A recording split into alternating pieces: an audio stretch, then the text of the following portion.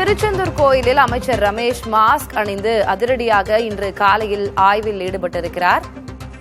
சிறப்பு தரிசனத்திற்கு அழைத்துச் செல்ல சொல்லி கேட்டபோது இவர்களுக்கு இவ்வளவு பணம் தர வேண்டும் என்பதாக 4000 ரூபாய் ஜிபே மூலமாக அமைச்சரிடமே பெற்றிருக்கிறார்கள்.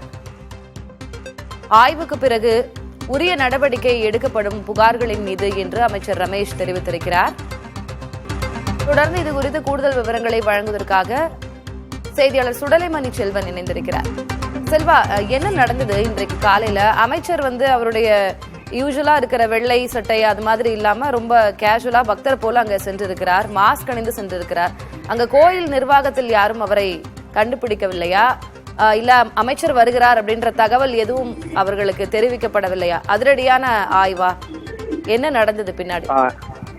நிச்சயமா தளபதி, ஏற்கனவே தமிழக வெற்றி கழக மூலம் தற்போது அமைச்சராக பதவியேற்றுள்ள இந்து சமய அறநிலையத்துறை அமைச்சராக பதவியேற்றுள்ள ரமேஷ் அவர் பதவியேற்ற நாள் முதலே திடீரென ஆய்வு செய்து வரும் காட்சிகள் தொடர்ந்து நாம் பார்த்து வருகிறோம். இந்த நிலையில்தான் இன்றைய தினம் மதுரை மாவட்டம் மேலூரில் ஆய்வு செய்வதற்காக வருகை தருவார் என்று ஏற்கனவே கூறியிருந்தனர். இதையடுத்து அந்த பகுதியை சேர்ந்த அதிகாரிகள் மதுரை பகுதியில் மட்டுமே முக்கியத்துவம் வாய்ந்து பார்த்துக் கொண்டிருந்தனர். இந்த நிலையில்தான் தனது உதவியாளருடன் தனி காரில் வந்த இந்து சமய அறநிலையத்துறை அமைச்சர் ரமேஷ் திருச்செந்தூர் சுப்பிரமணிய சுவாமி கோயிலுக்கு வருகை தந்துள்ளார். யாரும் தெரியாத வண்ணம் கருப்பு வண்ண உடையில் வந்த அவர் கருப்பு வண்ண மாஸ்க் அணிந்து தனது உதவியாளர் மூலமாக திருச்செந்தூர் சுப்பிரமணிய சுவாமி கோயிலில் தரிசனம் செய்வதற்கு எளிய வழி என்ன உண்டு என்பது குறித்து அங்கு இருந்த நபர்களிடம் கேளுங்கள் என்று கூறியுள்ளார். இதையடுத்து தனது உதவியாளரும் அதே போல் யாரோ போன்ற ஒரு பக்தர் போல் திருச்செந்தூர் முருகனை எளிதில் தரிசனம் செய்வதற்கு என்ன வழி என்று குறித்து கேட்டுள்ளனர்.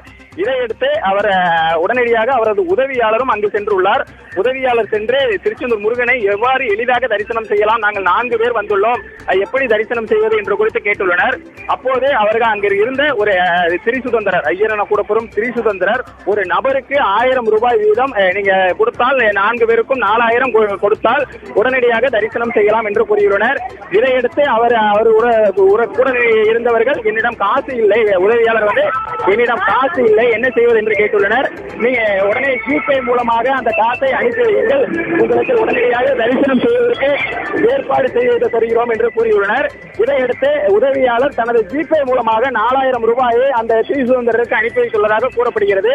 இதையடுத்து அவர் திரிசுதந்திரர் உடனடியாக அந்த ஜிபே மூலமாக அந்த பணத்தை பெற்றுக்கொண்டு அவர்கள் தரிசனம் செய்வதற்கு எந்த வழியாக நீங்கள் வர வேண்டும் என்று கூறியதற்காக ஏற்பாடு செய்துள்ளார். இதற்கிடையில் தனது அந்த 4000 ரூபாய் கட்டியதற்கான ஜிபே ரசீதை ரமேஷிடமே நேரடியாக கொண்டு அவர் காட்டியுள்ளார். அந்த ஜிபே ரசீதை பார்த்த அதிர்ச்சியடைந்த அமைச்சர் ரமேஷ் உடனடியாக அங்கே இருந்த இந்து சமய அறநிலையத்துறை அதிகாரிகளை உடனடியாக அழைத்து தான் வந்திருப்பது கூட தெரியாமல் நீங்கள் இப்படி பண்ணிக்கொள்ளலாம் என்று மிகவும் தரமாரியாக கேள்வி எழுப்பியுள்ளார். குறிப்பாக தற்போது அந்த பணியில் உள்ள இணை ஆணையர் ராமு, அது தவிர்த்து சக அதிகாரிகள் என அனைவரையும் கடுமையான வார்த்தைகளால் பேசியுள்ளதாகவும் கூறப்படுகிறது. இதற்கிடையில் தொடர்ந்து அன்னதான கூடத்தில் அவர் ஆய்வு மேற்கொண்டுள்ளார். அன்னதானத்திலும் பல்வேறு முறைகேடுகள் என்பது நடந்ததாக கூறப்படுகிறது.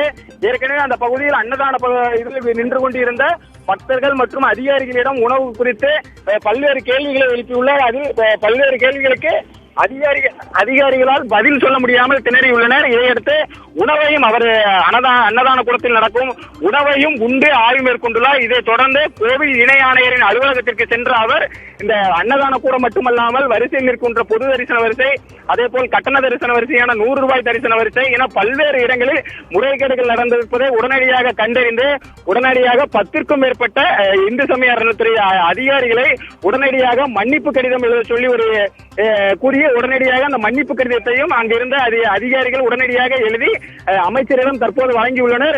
தொடர்ந்து மேற்கொண்டு என்னென்ன நடவடிக்கை எடுக்கப்படும் என்று தற்போது அவர் ஆய்வு சுமார் 1 மணி நேரத்திற்கு மேலாக இணை ஆணையர் அலுவலகத்தில் இந்த ஆய்வு என்பதை நடத்தி வருகிறார். அவர் வெளியே வந்த பிறகுதான் இது குறித்த என்ன முழுமையான நடவடிக்கை எடுக்கப்படும், துறை ரீதியான நடவடிக்கை எடுக்கப்படும் என்பது தெரிய வரும். திலகவதி, பல முறைகேடுகளை கண்டறிந்ததால் அவர்களிடம் மன்னிப்பு கடிதம் எழுத சொல்லி இருக்கிறார் அமைச்சர். முறைகேடுகள் நடைபெற்றால் நடவடிக்கை எடுக்கப்பட வேண்டும், நடவடிக்கையும் எடுப்பார் என்றே நாம் நம்பலாம். உங்களுடைய விவரங்களுக்கு நன்றி சுடலைமணி செல்வன்.